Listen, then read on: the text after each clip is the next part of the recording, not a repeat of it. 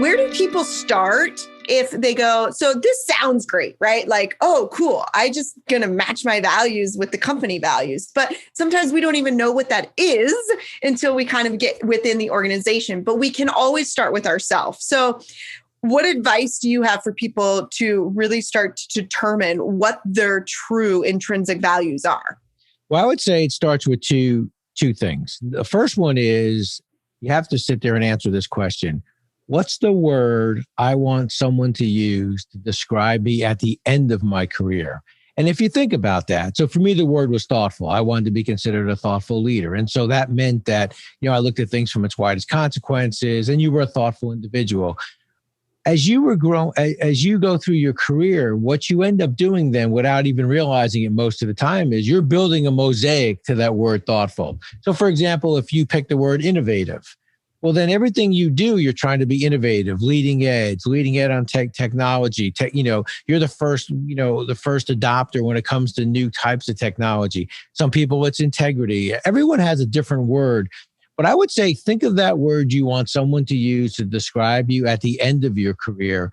And then what happens is you start to build that career, that mosaic to that word. So that would be the first thing. I think the second thing is you have to answer 3 key questions.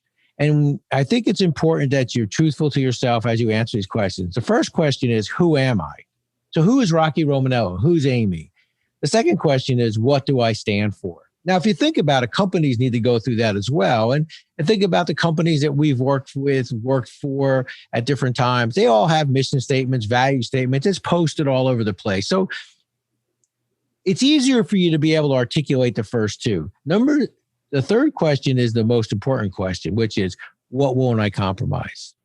And that's the one that you're going to get challenged on. So if you think about companies that have kind of lost their way, think about Wells Fargo, what they went through, a company with over 150-year brand, and yet they go through that whole, debacle and end up, damaging a brand that they spent 150 years to build. Well, they clearly had values and mission statements, so they knew who they were, what they stood for.